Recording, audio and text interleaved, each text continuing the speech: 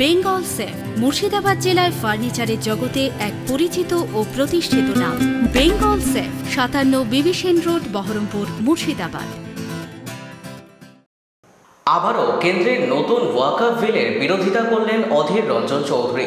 বহরমপুর জেলা কংগ্রেস কার্যালয়ে সাংবাদিক বৈঠক থেকে তিনি বলেন, এই বিলের মাধ্যমে ঐতিহ্যগত যে পরিকাঠামো সেটাকে ধ্বংস করার চেষ্টা করা হচ্ছে। সরকার একটা অপপ্রচার চালাচ্ছে যে মুসলমানদের কাছে প্রচুর পরিমাণে জমি চলে গেছে, ওয়াকফের মাধ্যমে সেই জমি তারা দখলে রেখেছে। তাই নতুন ওয়াকফ বিল এনে ওয়াকফের যে মূল লক্ষ্য ও আদর্শ সেটাকে ধ্বংস করার চেষ্টা চালাচ্ছে কেন্দ্রের সরকার। ঠিকই করছে। ওয়াকফ যে বিল আনা হয়েছে সেই ওয়াকফ বিলের বিরোধিতা আমরা প্রথম দিন থেকে করছি। এই ওয়াকফ বিলের মাধ্যমে মুসলমান সমাজের যে ঐতিহ্যগত যে পরিকাঠামো সেই পরিকাঠামোকে ধ্বংস করে দেওয়ার চেষ্টা হচ্ছে।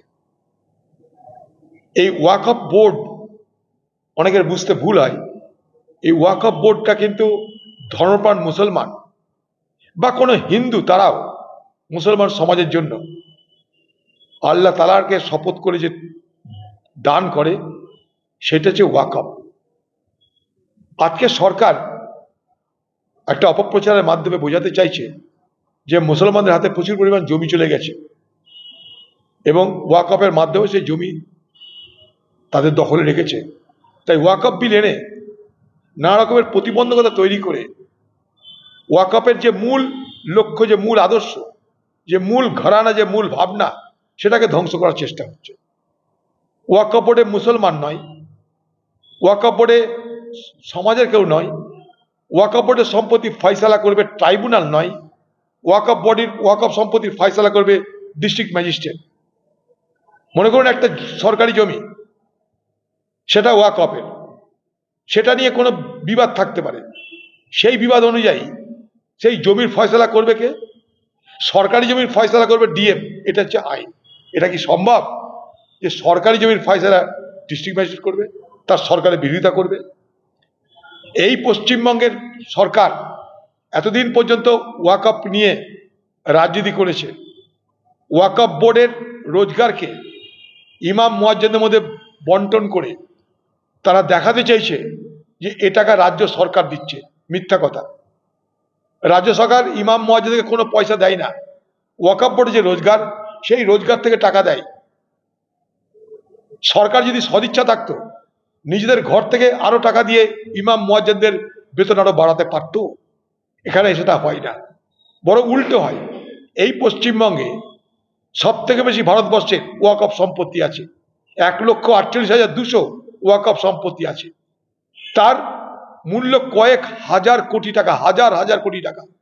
যদি এই সম্পত্তি ঠিক মতন ব্যবহার করা হয়, তাহলে ইমাম মুয়াজ্জিনদের ওয়াকফ বোর্ডের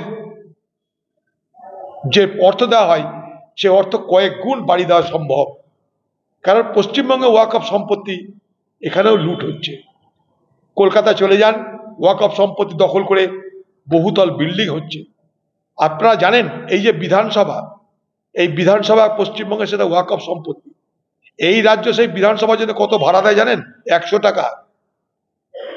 কলকাতার টালিগঞ্জ ক্লাব হাজার হাজার কোটি টাকার সম্পত্তি, যেখানে সিনেমা শুটিং হয়।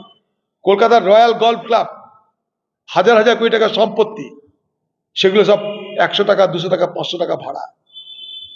আজকে পশ্চিমবঙ্গের সরকার ভোট এলে মুসলমান মুসলমান করবে।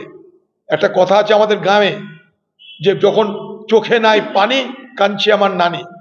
তো যখন ভোট আসবে, তখন বাংলার মুখ্যমন্ত্রী মমতা ব্যানার্জি ওই রকম ভাবে মুসলমান মুসলমান করতে থাকবে, যাকে উদ্দেশ্য করে আমি বলতে চাইছি, দিদি তোমার চোখে নাই পানি, তুমি কাঁদছো আমার নানি। এই করে মুসলমান সমাজকে ঠকানো হচ্ছে। আমরা এই যে ওয়াকফ বিল এনেছি, এটা একটা মুসলমান সমাজের বিরুদ্ধে একটা বিল। আর্টিকেল 26, 26তম অনুচ্ছেদ সব ধর্মের মানুষকে সমান অধিকার দিয়েছে তাদের ধর্মের নামে সম্পত্তি রাখা। আজকে হিন্দুদের জন্য ট্রাস্ট আছে, হিন্দু মন্দিরের ট্রাস্ট আছে, মুসলমানদের জন্য ওয়াকফ আছে। অসুবিধা কি আছে? সেগুলোকে দখল করার প্রয়োজনীয়তা কেন পড়ছে? তার একটাই লক্ষ্য, আবার সেই বিভাজনের রাজনীতি, আবার সেই বিভাজনের রাজনীতি। তাই কংগ্রেস প্রথম দিন থেকে তার বিরোধিতা করেছে। আপনারা জানেন এই ওয়াকফ বোর্ড নিয়ে যে কমিটি হয়েছে পার্লামেন্টে, সেই কমিটিতে রেকর্ড পরিমাণ আজকে যেটা আজ পর্যন্ত ভারতবর্ষে কোনদিন হয়নি, 5 কোটি দরখাস্ত পড়েছে এই ওয়াকফ বিলকে বানচাল করার জন্য, প্রত্যাখ্যান করার জন্য। 5 কোটি দরখাস্ত পড়ে, যা ভারতবর্ষে কেন পৃথিবীর ইতিহাসে কোনোদিন কোনো বিলের বিরুদ্ধে এই প্রতিবাদ হয়নি। বেঙ্গল সেফ মুর্শিদাবাদ জেলায় ফার্নিচারের জগতে এক পরিচিত ও প্রতিষ্ঠিত নাম। Bengal safe 57 Bibhishan road, Baharampur, Murshidabad.